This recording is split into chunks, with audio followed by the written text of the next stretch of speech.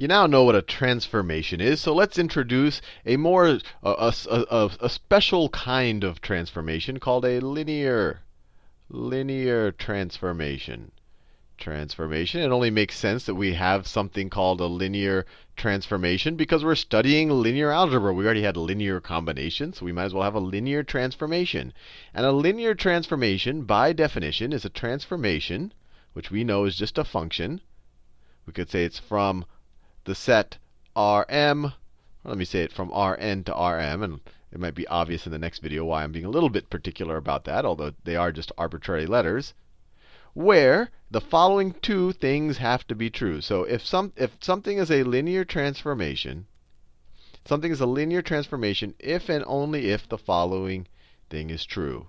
Let's say that we have two vectors, say vector A and let's say vector B, are both members of Rn. So they're both in our domain. So then this is a linear transformation if and only if I take the transformation of the sum of our two vectors, if I add them up first, that's equivalent to taking the transformation of each of the vectors,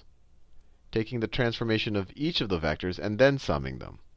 That's my first condition for this to be a linear transformation. And then the second one is that if I take the transformation of any scaled up version of a vector, so let me just multiply vector A times some scalar, some real number c.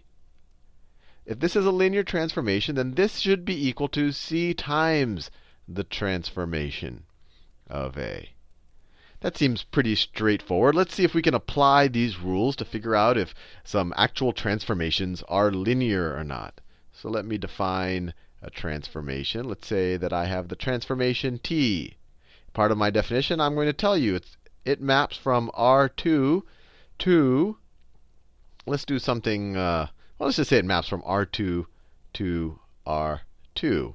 And it maps, so if you give it a 2-tuple, right? Its domain is 2-tuple, so you give it an x1 and an x2.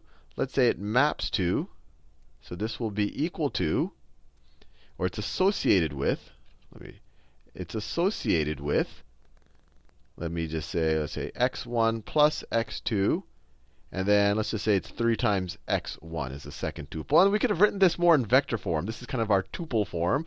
We could have written it, and it's good to see all the different notations that you might encounter. You could write it that a transformation of some vector x, where the vector looks like this, x1, x2, let me put a bracket there, it equals some new vector, x1 plus x2, and then the second component of the new vector would be 3x1. That's a completely legitimate way to express our transformation. And the third way, which I never see, but to me it kind of captures the essence of what a transformation is. It's just a mapping, or it's just a function. We could say that the transformation is a mapping from any vector in R2 that looks like this, x1, x2, to, and I'll do this notation, to a vector that looks like this, x1 plus x2, and then 3x1. All of these statements are equivalent. But our whole point of writing this is to figure out whether t is linearly independent. So I want to, sorry, not linearly independent, whether it's a linear transformation. I was so obsessed with linear independence for so many videos, it's hard to get it out of my brain in this one. Whether it's a linear transformation.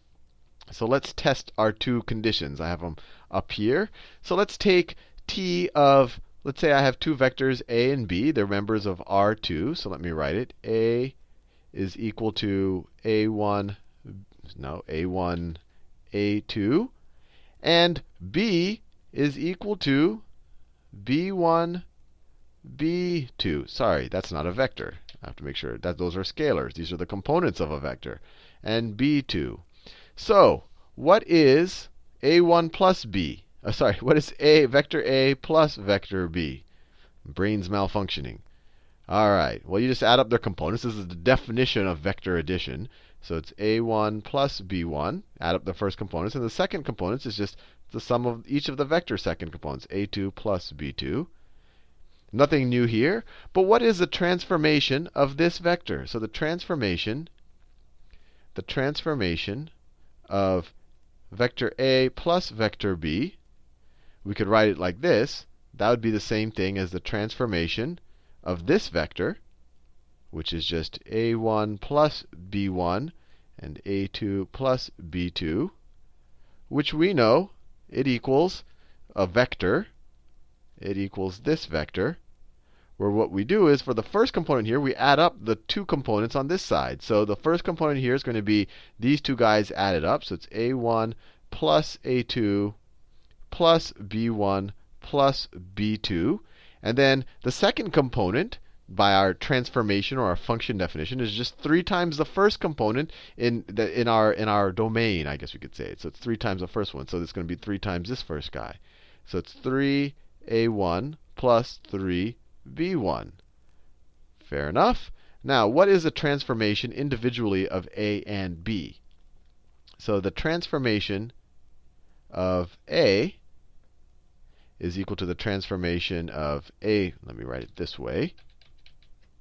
It's equal to the transformation of A1, A2 in brackets. That's another way of writing vector A. And what is that equal to? That's our definition of our transformation right up here.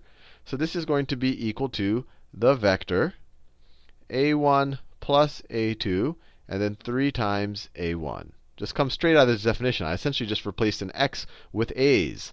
By the same, I guess, argument, what is the transformation of our vector b?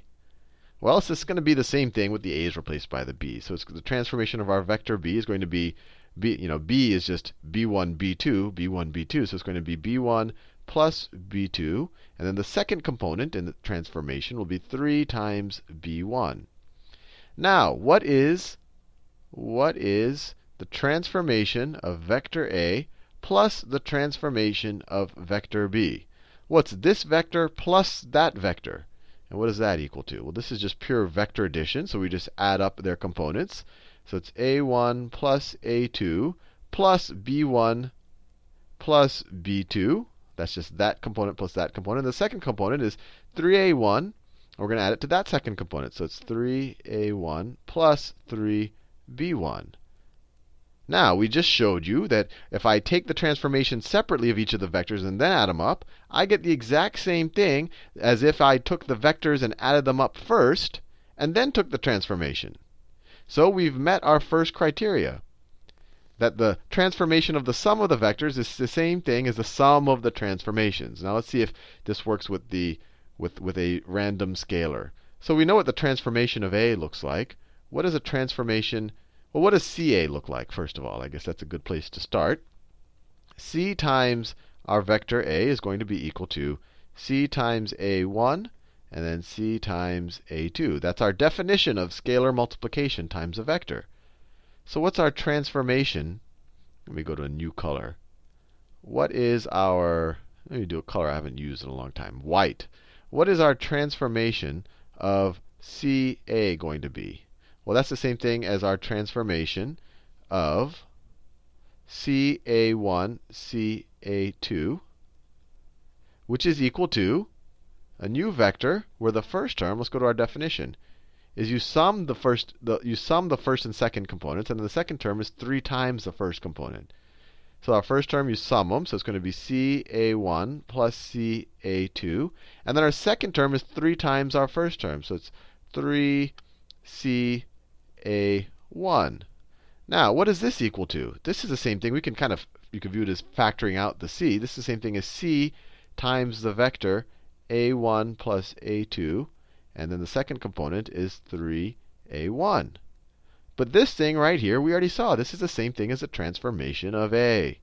Transformation of A. So just like that, you see that the transformation of C times our vector A, for any vector A in R2, anything in R2 can be represented this way, it's the same thing as C times the transformation of A. So we've met our second condition. That it doesn't, that well, I just stated it, so I don't have to restate it. So we meet both conditions. We meet both conditions, which tells us that this is a linear transformation. And you might be thinking, okay, Sal, fair enough. That was, how do I know that all transformations aren't linear transformations? Show me something that won't work. And here I'll do a very simple example. Let me define my transformation. And just to make it, let me do one. Let me make it. Let's see. Let me define a transformation.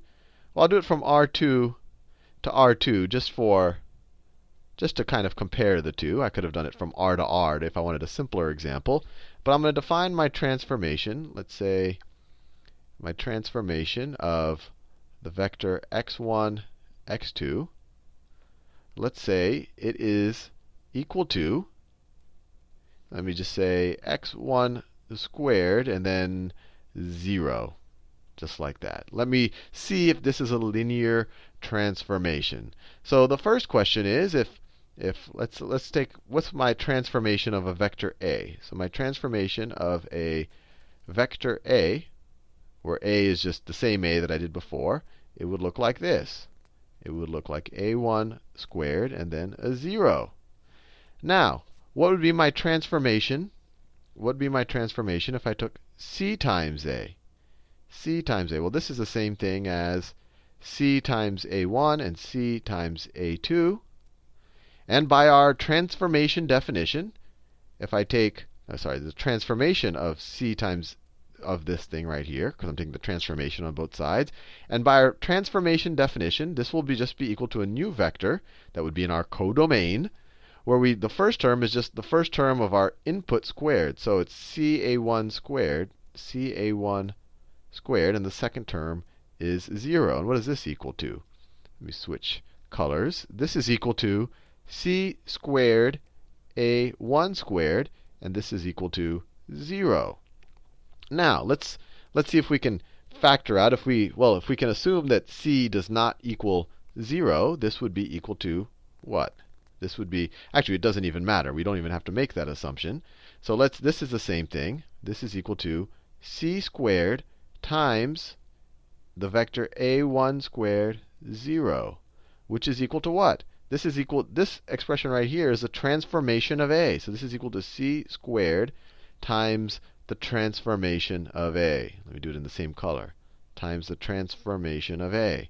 So what I've just showed you is if I take the transformation of a vector being multiplied by a scalar quantity first, that's equal to, for this t, for this transformation that I've defined right here, that's equal to c squared times the transformation of a.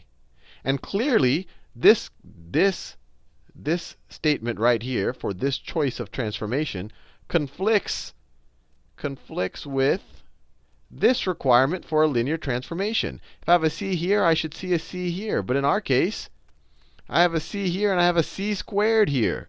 So clearly, this negates that statement. So we're definitely not dealing. So this is not a linear transformation.